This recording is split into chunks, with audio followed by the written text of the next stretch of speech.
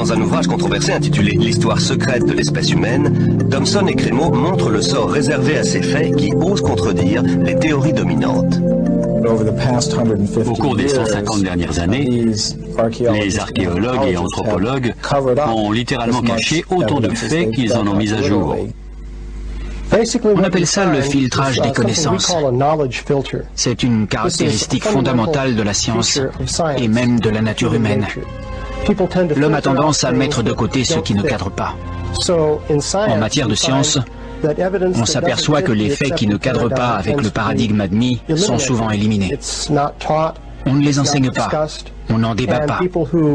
Mais les personnes ayant fait des études scientifiques n'en entendent généralement pas parler.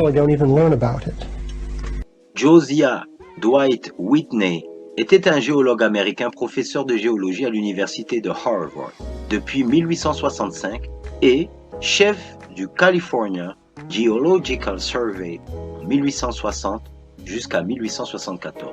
À travers ses voyages et ses études dans les principales régions minières des États-Unis, on va voir que cela soulève des controverses, notamment concernant les origines de la vallée de Yosemite. En Californie, Whitney a été mêlé à 3 controverses notables. Premièrement, Whitney a affirmé que la vallée de Yosemite avait été créée par un naufrage cataclysmique du fond de la vallée. Cependant, John Muir, qui explorait la région de Yosemite à la même époque, a soutenu que la vallée avait été creusée par l'action de glaciers. Whitney se moquait de Muir en tant qu'ignorant et de simple mouton. L'enquête de Whitney révèle que les traces de glaciers ont été supprimées et qu'il n'a jamais abandonné son point de vue. La plupart des scientifiques ont finalement rejeté l'hypothèse de Whitney et accepté celle de Muir. En Égypte, John West découvre que le sphinx de Gizeh n'a pas été exposé aux mêmes intempéries que son environnement immédiat, rongé par le sable et les vents du désert. Le sphinx présente en effet des marques d'érosion ondulées au lieu de marques horizontales. Pas besoin d'être géologue pour voir quel type d'intempérie a pu laisser ces marques. Seule de l'eau coulant en plaques sur le mur d'enceinte peut avoir lissé ces contours arrondis.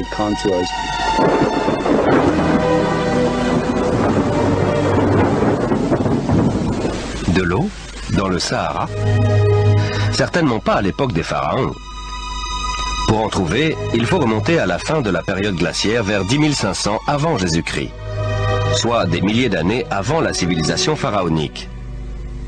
Mais alors, comment expliquer que le sphinx est une tête de pharaon? La tête est toute petite par rapport au corps. Vu du ciel, le corps apparaît aplati et très allongé, et la tête ressemble presque à une tête d'épingle. Cela montre qu'elle a été retravaillée. En d'autres termes, à un moment donné de sa longue histoire, elle a été refaite. John West pense qu'à l'origine, le sphinx représentait un énorme lion sculpté dans le roc par des inconnus, antérieurement à 10 500 avant Jésus-Christ. Il aurait subi une forte érosion lors des bouleversements climatiques de la fin du glaciaire qui se serait traduit par plusieurs siècles de pluie. Ce n'est que des milliers d'années plus tard que les pharaons referont sculpter la tête à leur propre image. Des géologues ont découvert que le sphinx a été lavé par des pluies incessantes pendant des siècles. Or, ces averses n'ont pu survenir que des milliers d'années avant le règne des pharaons. Est-ce à dire que le sphinx a été bâti bien avant l'aube de la civilisation? L'enjeu ici, c'est toute l'histoire de la civilisation. Il n'y a peut-être pas eu un déroulement linéaire de l'homme des cavernes débiles à nous autres très intelligents avec nos bombes atomiques et notre dentifrice au fluor. Parfois, des faits nouveaux viennent bouleverser les théories dominantes. C'est sur ces faits que nous allons nous pencher aujourd'hui en compagnie de spécialistes qui élaborent de nouvelles théories susceptibles de changer notre regard sur l'histoire de la civilisation tout entière. À l'est du village du Moule, sur l'île antillaise de la Guadeloupe, de 1805 à 1812, un certain nombre de squelettes humains découverts dans des couches de calcaire du Miocène âgées d'environ 20 millions d'années. Aujourd'hui, ce squelette se trouve dans les sous-sols du British Museum. Selon les informations communiquées par les fouilleurs, il resterait davantage de squelettes dans les couches calcaires du Miocène à l'est du village de Moule. Des questions importantes restent. Même si ce calcaire et aussi dur que le marbre. Il s'est rapidement formé autour de ces squelettes avant qu'ils ne puissent se décomposer. Si les processus actuels ont rapidement construit ce calcaire, comment se fait-il que l'érosion est à l'origine révélée des squelettes aux habitants de l'île? De plus, il existe des preuves d'un enterrement soudain qui implique un dépôt rapide de sédiments, à la différence des interprétations gradualistes des géologues formatistes. Nous avons constaté que le squelette restait articulé et entouré de matière organique et que la roche était molle à l'enterrement. L'enfouissement catastrophique est également visible dans les importants dommages causés au squelette par l'impact qui ont eu lieu avant la décomposition du corps. Par exemple, le côté droit de la cage thoracique se trouve maintenant au-dessus de l'humérus gauche, os du bras, et du sternum, os du sein, se trouve dans la roche de tous ses côtés. De même, la colonne vertébrale a été disloquée du bassin lors de l'impact, le sacrum arrière du bassin, descendant maintenant dans la roche à un angle de 45 degrés.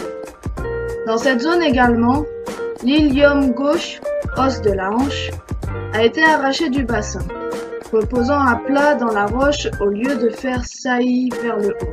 Le tibia gauche était disloqué au genou, l'os ayant été pivoté d'environ 90 degrés vers la droite. Une fracture post-mortem est également visible dans le radius gauche, un os de l'avant-bras. Ces dégâts d'impact, qui ne sont compatibles qu'avec ceux provoqués par une masse de fluide tel le raz de marée et non par une substance dure comme une chute de roche, s'affichent sur tous les vestiges. Ces dislocations auraient eu lieu juste avant l'inhumation, avant que le rocher ne soit solidifié et avant que le corps ne soit décomposé.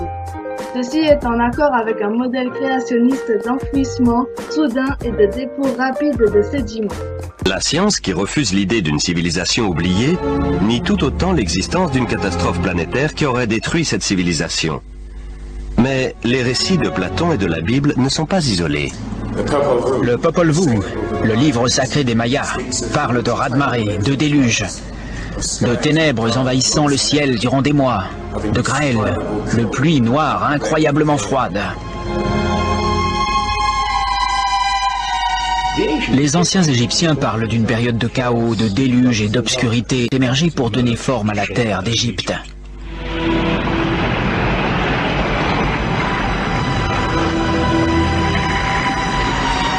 Le disque solaire des Aztèques parle de 4 cycles de destruction. Par l'eau, par le feu, par le vent et par la guerre et le sang. Il prédit aussi la fin du monde dans un cataclysme venu des entrailles de la Terre.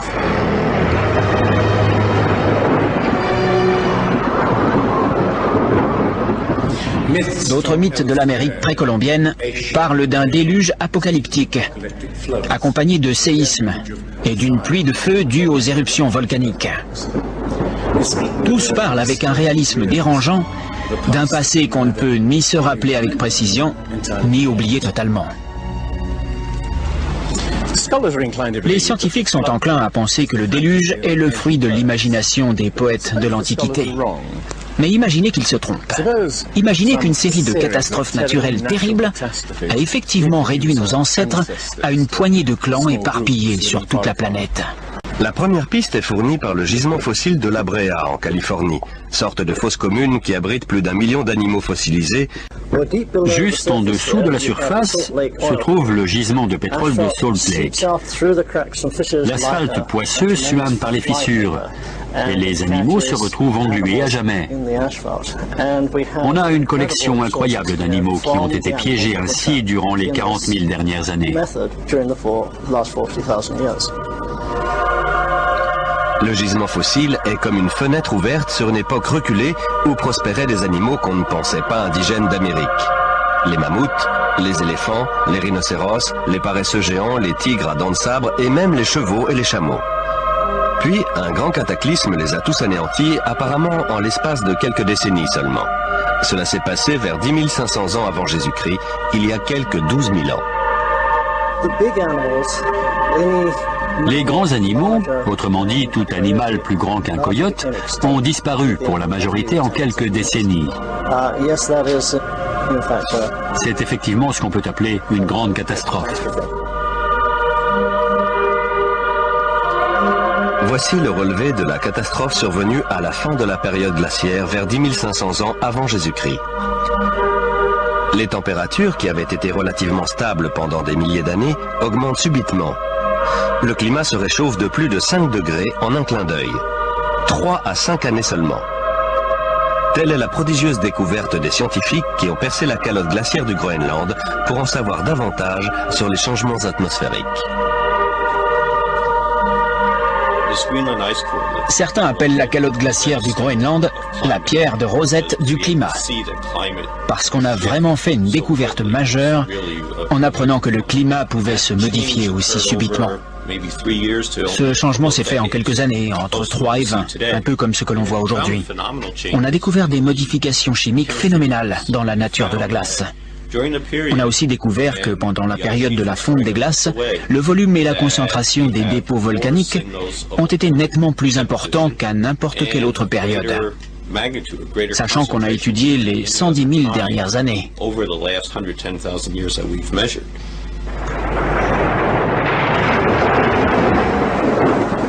Des éruptions volcaniques sans précédent accompagnées d'un déluge? Mais à quoi était-ce dû? Lorsque des couches de glace de plus d'1,5 km d'épaisseur ont fondu en quelques décennies, le niveau des océans a augmenté de 1400 mètres. Des mers ont soudain surgi là où des terres s'étendaient auparavant. On pouvait se rendre à pied de la Grande-Bretagne à la Scandinavie, avant qu'une révolution climatique ne forme la mer du Nord. À cette époque, l'eau a aussi recouvert les plaines de l'Amérique du Nord, ce qui explique qu'on trouve des squelettes de baleines dans le Michigan. Cette ère de grand cataclysme survenue à la fin de la période glaciaire pourrait cadrer avec les mythes. Rien qu'en Amérique, quelques 70 espèces animales se sont éteintes.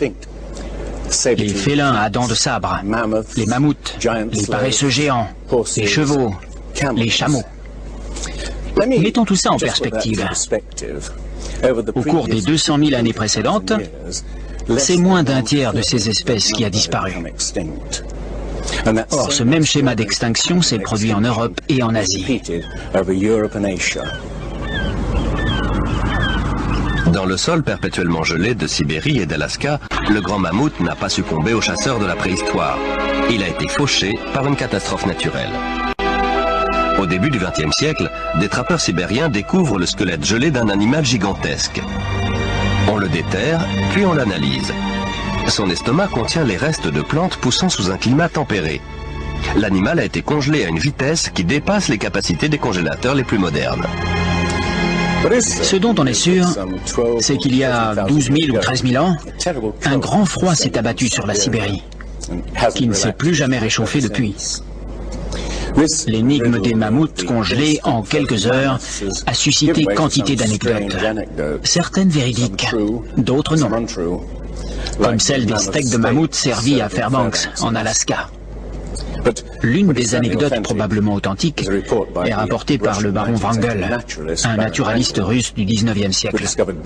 Sur l'île qu'il découvre dans l'archipel des îles aux ours, au nord de la Sibérie, et à laquelle il va donner son nom, le sable était littéralement retenu par des digues de défense de mammouths et d'ossements d'autres animaux disparus lors d'une mystérieuse catastrophe primitive. Ces extinctions de masse, cette terrible activité volcanique, la rapidité de la fonte des glaces, tout cela semble indiquer qu'une immense révolution climatique a eu lieu il y a environ 12 000 ans. Mais la cause de cette révolution reste énigmatique.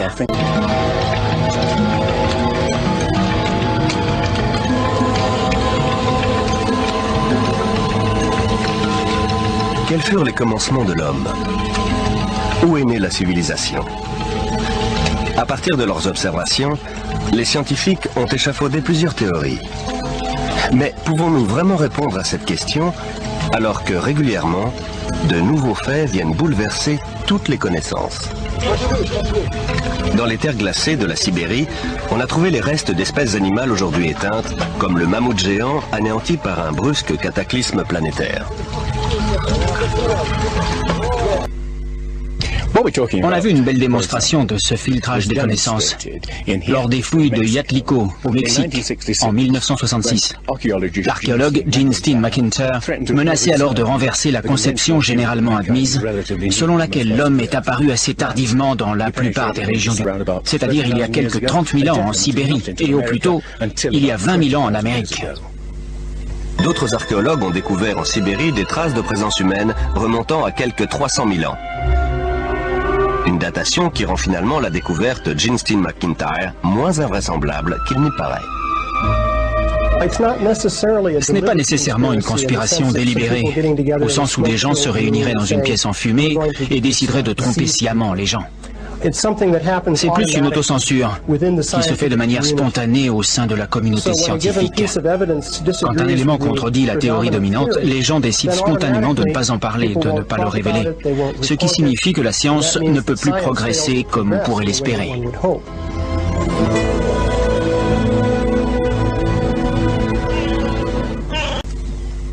Au Mexique, Gene Steen McIntyre découvre des outils en pierre et des ossements humains qu'elle fait dater par plusieurs méthodes scientifiques. En 1966, on a découvert un site antique dont on a d'abord cru qu'il avait peut-être 20 000 ans. On trouvait ça déjà très ancien. Mais quand on a finalement obtenu les datations réalisées selon plusieurs méthodes, le site s'est révélé vieux de 250 000 ans. Pour être franche, un site de 20 000 ans m'aurait comblé. Ma carrière aurait été faite. Mais j'ai été naïve. Je m'en suis tenue aux datations. C'était les faits et je ne voulais pas m'en éloigner. Je n'ai pas compris que ça allait ruiner toute ma carrière. Depuis ce jour, toutes les portes du monde professionnel lui sont restées closes. Le site a été fermé avec interdiction définitive de reprendre les fouilles.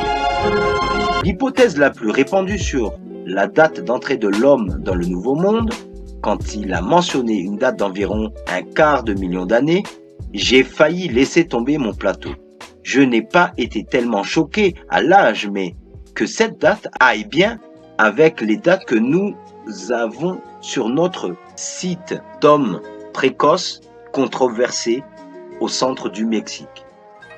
Mais dans le cas de nombreuses découvertes acceptées, les circonstances de la découverte sont similaires à celles de la perle de marbre à Border Cave en Afrique du Sud. Par exemple, des fossiles d'Homo sapiens sapiens ont été prélevés sur des piles de roches excavées dans des mines il y a de cela 100 000 ans, principalement en raison de leur association avec la roche excavée. Controverse, crâne de Calaveras. La deuxième controverse portait sur la découverte du crâne de Calaveras, qui aurait été découvert par un mineur à une centaine de mètres sous la surface terrestre. Finalement, le crâne a fait son entrée dans la position de Whitney, qu'il a rapidement déclaré authentique et a conclu qu'il venait de l'ère Pliocène, 5,3 millions d'années à 1,8 million d'années. Cependant, d'autres affirment que le crâne est beaucoup plus jeune, à peine 1000 ans. En 1958, sur un site près de Lewisville, au Texas, des outils en pierre et des os d'animaux brûlés ont été retrouvés en association avec des foyers. Plus tard, au fur et à mesure des fouilles, des dates au radiocarbone d'au moins 38 000 ans ont été annoncées pour le charbon de bois provenant des foyers. Encore plus tard, un point de Clovis a été trouvé. Herbert Alexander, alors étudiant diplômé en archéologie, a rappelé comment cette séquence de découverte avait été reçue. À plusieurs reprises, a déclaré Alexander, les opinions exprimées à cette époque étaient que les foyers étaient fabriqués par l'homme et que les associations de la faune étaient valables. Cependant, une fois les dates annoncées, certains avis ont été modifiés et, une fois le point Clovis trouvé, le processus de sélection et d'ignorance a commencé sérieusement.